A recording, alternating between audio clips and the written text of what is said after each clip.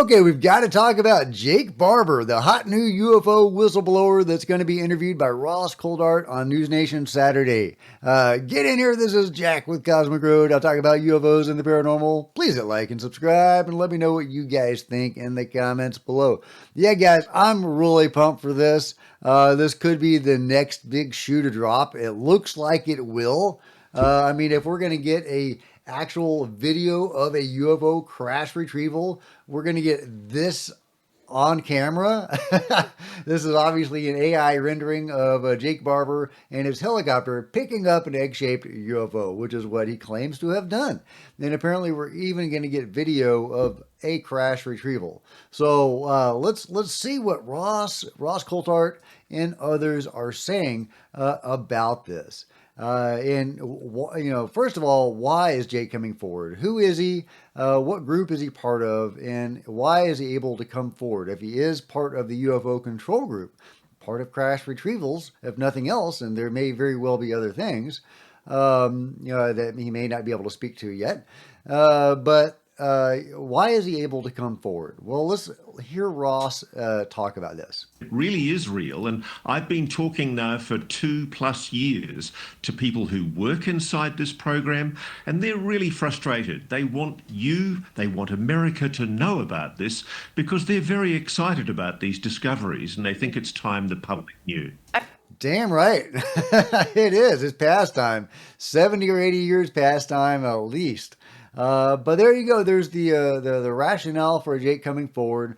He is part of a group within the UFO control group, if I can say the word, that wants this information out there. They want us to know about it.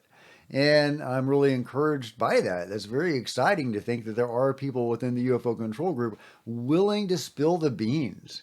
And this is the first big bean spilling that I think we're about to see.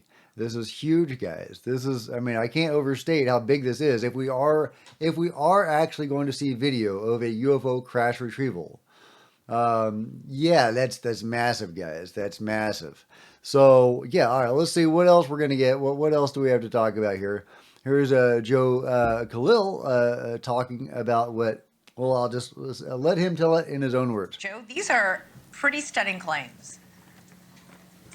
Yeah, they are, Elizabeth. The man you saw in the video, Jake Barber, he's an Air Force veteran, and he is coming forward with some shocking claims. The first person to go public saying that he actually participated directly in a secret military program that he believes was to retrieve UAP or alien craft. Now, Barber says he was contracted as a helicopter pilot. He retrieved all kinds of crashed craft. Some of it, he says, top secret and explainable. Others, he says, however, he believes were non-human origin. It's not just him. We've got 3 other military veterans backing up his story on the record and on camera to News Nation. So take a listen quickly to...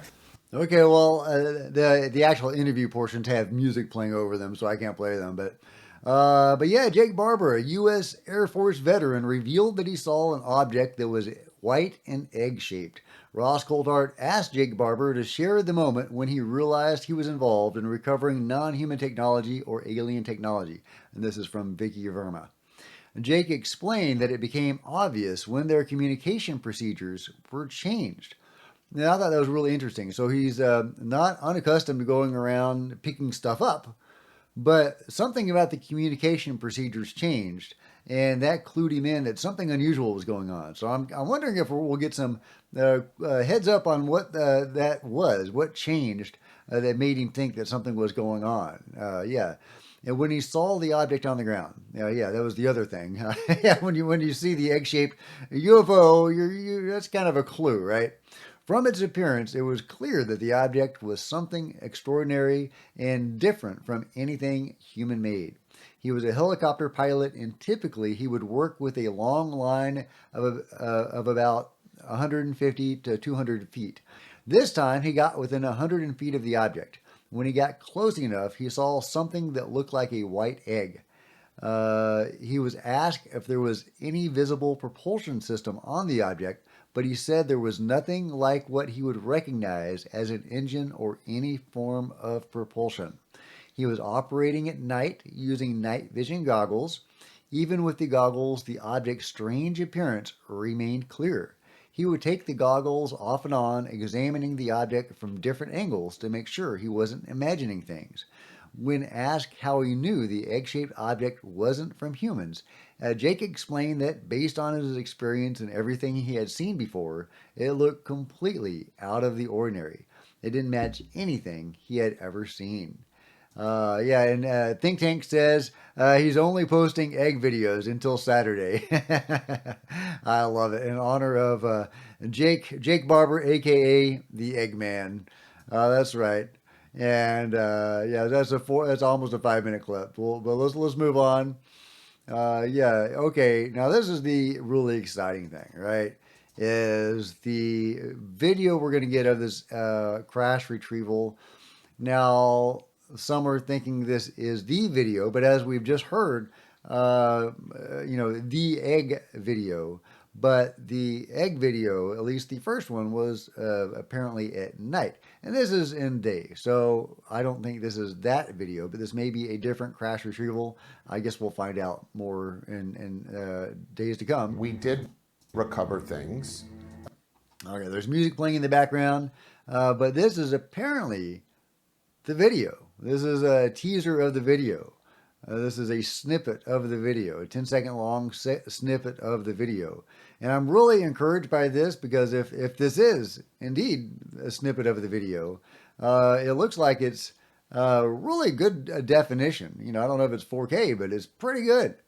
Now, maybe it is the egg video. Maybe that happened at night and they flew so long it was daytime by the time this was taken. I don't know. I guess we'll find out all the details later.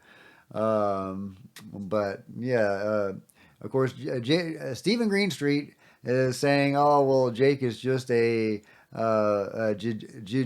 jiu-jitsu instructor or something like that." I think he's using this to discredit or bring down Jake Barber. I don't know how that discredits him, but Jake Barber went on News Nation to claim he saw alien UFOs while in the military. News Nation previously did a story featuring Barber, Stephen Greenstreet says, a jiu-jitsu instructor in March 2024. He helped a little girl who took up jiu-jitsu after being bullied for liking Taylor Swift. And I think this is the idea of Stephen Greenstreet's post here is to make us think less of Jake Barber. I think a lot more of him. He's a badass martial arts guy when he's not out retrieving UFOs and helping to bring about UFO disclosure, who's helping kids with bullies. I mean, yeah, that doesn't make me think less of him. Sorry, Stephen. But yeah, Christopher Sharp is talking about the huge change to come and how this could be... well, it just reveals that this is the status quo. Yes, if it comes out that this is real, it's verified by very credible sources, you get credible information, credible evidence come forward to definitively say, yes, the phenomena is real, we're being visited, and we're engaging with non-human intelligence. This is just the status quo. Yeah, I think that's very true. I mean, they've been engaging in UFO crash retrievals for many, many years. I mean, hell, with the first earliest crash retrieval we know about was in Italy in 1933, the Mussolini UFO that the U.S. acquired at the end of the war. And, who knows if that's even the first one that the U.S. got. So, yeah, they've been doing this forever, guys. There's been all, you know as well as I do, there have been assassinations, there have mass brainwashing. God knows what they've been doing these many years, dealing with entities, shooting down entities, assisting in abductions. They've been doing a lot of stuff, guys. They've been doing a lot of stuff, and it's about time this starts to get out to the public. And we need oversight of these programs. And, I can't overstate how important that is to get oversight of these programs that are doing this stuff. And, some of that stuff in some capacity probably needs to be done. We do need to deal with alien technology. And if there are aliens or NHI, we definitely need to interact and deal with them. But it needs to be, done, at the public's direction. We need to have input in what the control group is doing. They may need to be dismantled and rebuilt in our image. As opposed to doing their own breakaway civilization thing on their own initiative. But hey, baby steps, guys, baby steps. First, we need to admit and understand there is a UFO control group, and that at the very least they are doing UFO crash retrievals. Then we can start talking about biologics and the other ramifications of all of this, right? So yeah, baby steps, baby steps. Yeah, and Dan Warren is asking explicitly, are we going to get to see the crash retrieval video? And he is explicitly talking about the egg UFO. And Andy Gibson, who is the executive producer at News Nation, says, yes, we are. So, if that snippet was from the egg retrieval, then I guess they flew so long that it was in daytime by the time they took that video. I guess we'll find out. We'll find out very shortly. Ross Colart also talks about this. Are we actually going to get to see the retrieval footage? Ross says, yes, we are. And let's see, Ross also had this to say. Who corroborate this man's story that he was involved in retrievals on a place he calls the Range. Out of respect to the government, he's not revealing exactly where that is, nor is he revealing the intelligence agency that he was an operative for. But basically, he's saying that for many, many years, he was working for a three-letter intelligence agency in the United States involved in the retrieval of alien spacecraft. And the incredible thing about this, Marky, is everybody shakes their head and goes, oh, this is nonsense. Yeah, this is crazy. It's crazy, guys. It's crazy. But guess what?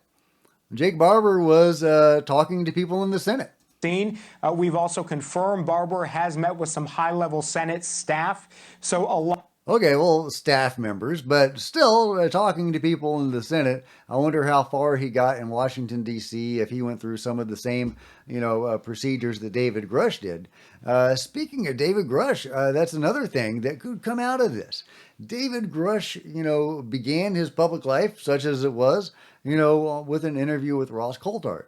So, could Jake Barber follow David Grush's trajectory and wind up talking before Congress in the near future? Could that lead to new legislation in the way that David Grush's, bombshell information brought about new legislation? However neutered, Congress passed a UAP disclosure amendment, got signed into law by the president. That is huge. Congress got galvanized because of David Grush. Will they get even more galvanized now that the public has seen a UFO crash retrieval?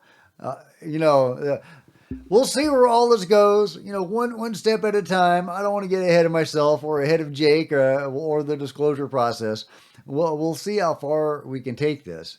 But I'm really excited, guys. I'm super pumped for Saturday. Bring it on. Thank you, Ross. Thank you, Jake. Thank you to everybody involved in this. I guess Stephen Greer was a part of this. This does seem to be what he was talking about, the big UFO whistleblower that he was talking about, or whistleblowers.